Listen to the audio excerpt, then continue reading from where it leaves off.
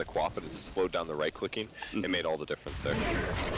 Now another fight gonna break out here. Ice Path will just connect onto Era. Big Daddy TP's in. Nice fissure to break it up, as well as the cast bouncing through. We'll stop at Moon Meander, but the defensive stun's enough for N.I.P to make a clean disengage. I'm sure Monkey is that if you could get Cold Embrace counter. Oh, here we go. Fight gonna break out. The Radiant Jungle. Limp blinks forward first, or get on to crit, but there's the Omni Slash. They bring down Limp first. They'll trade 1-for-1 with the Jakiro. Seal Kid stuck in the tree line. We'll try to TP out, but no. Big Daddy gets the Blade Dance proc, and we'll find the kill. A 2-for-1 as N.I.P are the aggressors.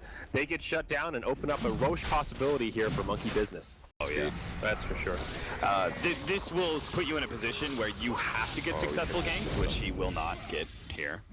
Oh, Limp, he actually blinks forward, puts the Orchid on to Big Daddy, but Shakiro's there with that newly fashioned Yule Scepter right into the Ice Path, Macro Pyre, Chain Frost, they bring it down, but Echo Slam from Jonas on 4. Out comes the mech, Big Daddy's still alive, that healing ward is down and doing some serious work, they'll finally finish it off, but it may be too late. Ice Path will trap in Jonas and Fawn as well as Era. The Splinter Blast, yeah, it's not going to do much. It's going to be N.I.P trading 1 for 3. A close call, it seemed like the perfect Echo, but they just didn't have the damage. Well, we've seen this story from Big Daddy before. He is obviously very well skilled at micro, and that was something that he showcased the last time they played Juggernaut, is that he always kept the healing ward up, and that healing ward in that position actually saved that fight so dramatically from Monkey Business. It goes to show you the value in that ability, but N.I.P, I was surprised when Lim turned around and threw out the... Somebody criticized me because of the range now. It's just so hard for him to get in and initiate with it, but it still feels really strong. No, it's still, I still feel it's absolutely necessary to have. It gives you a guaranteed ice path on somebody. It turns you from like a support that is all skill shots to having something reliable. Yeah, no, I totally agree. I'm glad to see it still being utilized. And this is what we were talking about earlier. This is Miracle just standing on the high ground with the Aegis, and they can slow siege this tower so easily. The healing ward right behind him. Crit will continue to lob in the liquid fires, and this is an easy tier 3, and there's not too much N.I.P can do about it. They do have the Echo Slam back available, but the Blink Dagger is getting broken by that pesky zombie, so he can't initiate. Here we go. Steel Kid manages to get off the Cold Embrace after the Omni Slash does big damage. It'll set up for an easy raise from Miracle. Now the racks are exposed. No glyph for the Dire.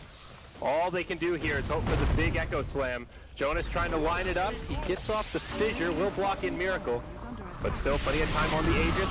Guardian Greaves used from the low ground. Monkey Business are just handling this so well. Their sieging dedication is just so good. I mean, he still hasn't died. Healing ward, ice armor, the heal from Soul Rip. I could never see this unstable concoction actually being a really viable nuke. And just look at the positioning here. They're so spread out. There's no way for this Earthshaker to get an opening. You're also talking about heroes that actually naturally have high amount of armor.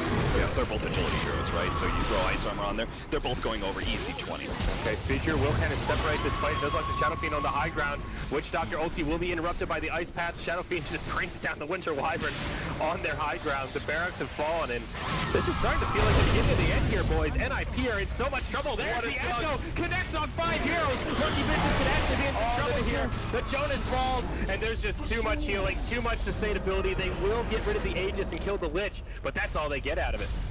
Oh, that looks so good. Again, another great Echo Slam out of Earthshaker, but it's just not quite enough damage. If they had Hags and Witch Doctor, maybe they could have done something there, but Handscan, he'll just get finished off by the Shadow Fiend. I felt like the Unstable Concoction was really short time too, because it did very little damage. Might just be ice armor though. There's also the fact that, I mean, that would have been like a potential wipe on Monkey Business if they had the Winter Wyvern. But the Winter Wyvern diving, failing to execute, and this is the N.I.P that, as much as I love watching N.I.P, they are kind of like almost hot and cold in a way. I think they're like, their team fight is great, but they just sometimes fail to find the openings. Winter's Curse comes out, but Jonas was put inside of the Yule Scepter. He will get off the Fissure, but again with the sustainability, the Soul Rip, followed by the Guardian Greaves. Everyone's topped off. This is an easy fight for Monkey Business at this point. Seal Kid will get isolated off to the side in the Cold Embrace. They're going to be able to bring down Jonas. I mean, this Shadow Fiend is just massive. Witch Doctor gets off the ulti, but it will be interrupted there by the Chain Frost. 3-0. Monkey Business just shake it off as they head towards the Dire base. You can see on the mini-map, they're ready to go all in here. It was a good read by them just to smoke into their own jungle, because when you're that far behind, it's very common to farm aggressively and then wait for somebody to passively farm the safe lane, because the general idea is, well, they're probably either going to go 5-man mid to finish up what they started, or they're going to go passively farm for a little bit to wait for the next Roche. But instead they said, alright, they're probably going to farm our jungle, smoke in, see what we can get. It was really nice play by Monkey there. Well, now Monkey just head to the top tier 3 tower. Dire side limited on options here. No buyback on the Witch Doctor or the Shaker, though they do have the Echo Slam when the Shaker comes up. Tier 3 falls, and I think this lane of barracks will be down before they can even use the Echo. Radiant's bottom tower. Well, this is the upper bracket, so if N.I.P falls here 0-2, they could still come back and make it to the major. Now Limp comes in, double damage on, pops the BKB, but there's an Omni Slash ready and waiting with his name on it. It'll take him from full to 0 in the blink of an eye as he dies once more without a buyback available. Oh boy. Thanks.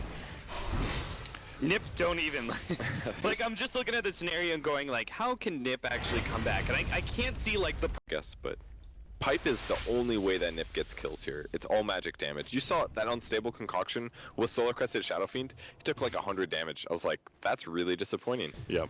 You stunned him, I guess. N.I.P move into the Roche pit, but Big Daddy, he just hops in, uses the Blade Fury straight away, and now this fight from N.I.P is broken up. Good ult here, the Winter's Curse comes out on the Big Daddy, the Echo Slam as well, they get the Lich as well as the Juggernaut. That's something for N.I.P.